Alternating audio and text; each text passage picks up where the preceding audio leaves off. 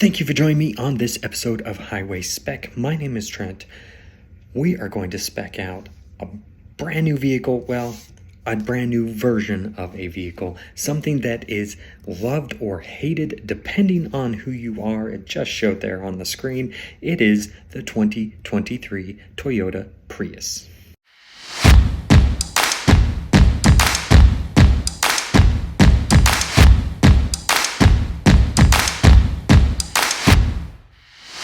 Alright, so speccing out the 23 Prius, I want to give you a quick overview. This is a completely different vehicle.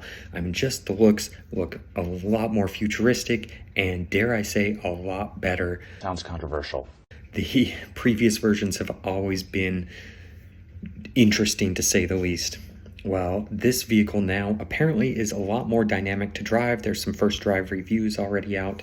It does have more horsepower, up to 196 horsepower, and yet it still gets better gas mileage, up to 57 miles per gallon. Not too bad, and 0 to 60 in 7 seconds, which for a Prius, really impressive. I guess it might be okay. What do you think of the new look? First of all, I'm excited for this, so we're going to jump in, we're going to build it.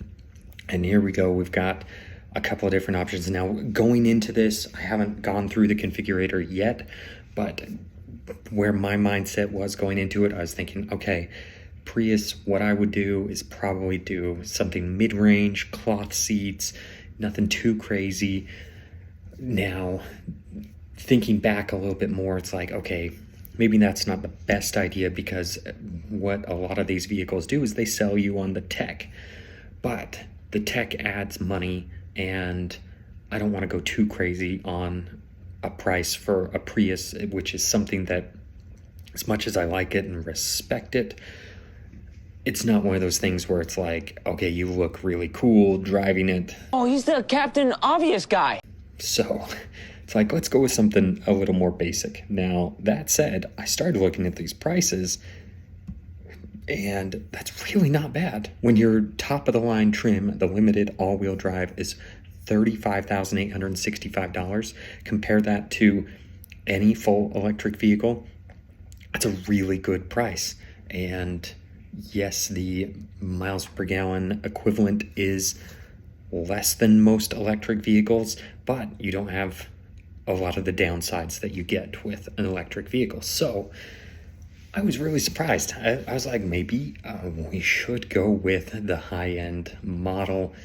Now, this one does give you the fixed glass roof, power lift back, which is kind of nice, the top mount 7-inch LCD, a digital key capability, which I really do like, having had a vehicle now with the remote access through your phone, which just locks, unlocks, starts the vehicle, things like that. Nothing crazy.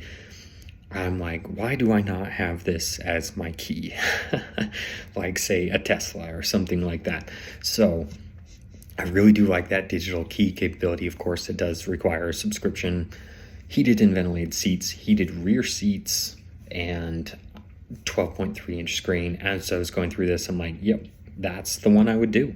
The price is right, $35,865. That's what I'm going to go with. Limited all-wheel drive. Living in an area with inclement weather, the all-wheel drive is nice to have, not required, obviously, with the right tires, but yeah, that's what we're going to go with. So let's go ahead and pick the color. Now, my first thought is black. Usually on electric vehicles, I like the color black because it tones down the lines, but this actually doesn't look too bad. So going with a brighter color is not necessarily a bad thing. You're going to see a ton of white ones, and I do think it looks good in that white. This cutting edge color is interesting. Guardian gray, which I really do like. Red is a little much for me. I do really like the blue, but it's hard to say, honestly. I don't know exactly what I would go with on this.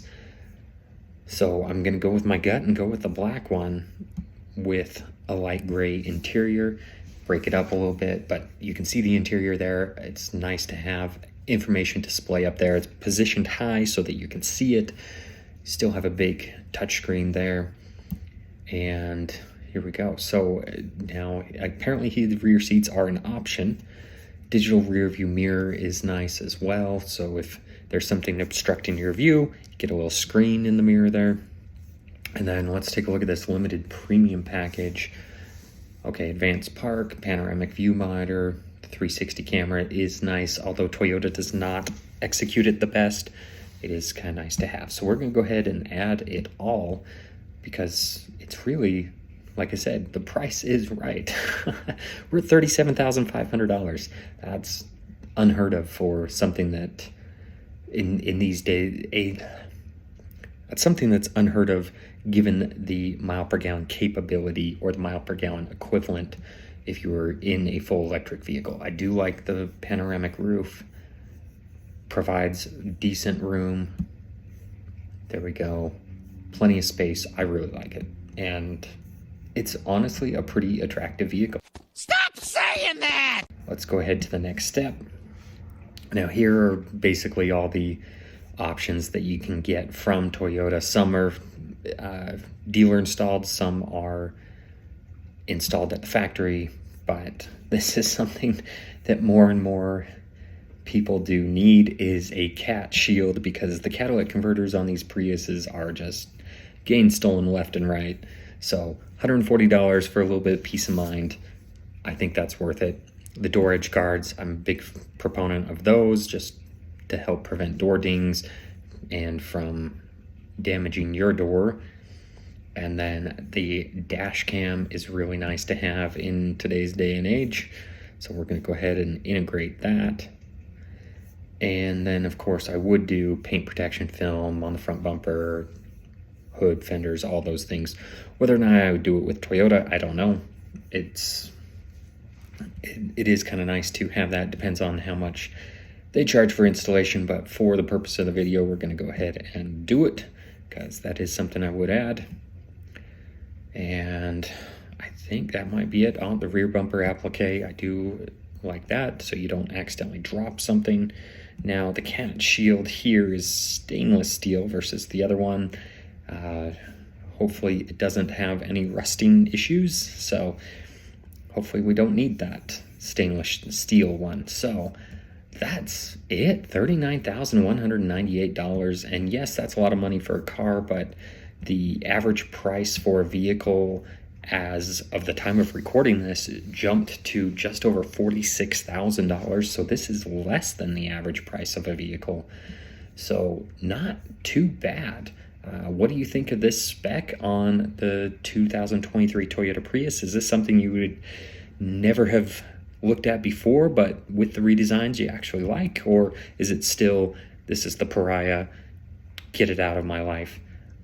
I just want to know what you think of it and what you think of my spec, so make sure to drop a comment below.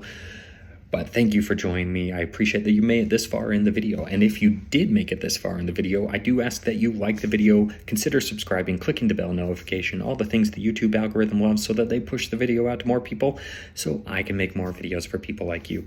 But thank you again for joining me. I will catch you on the next one.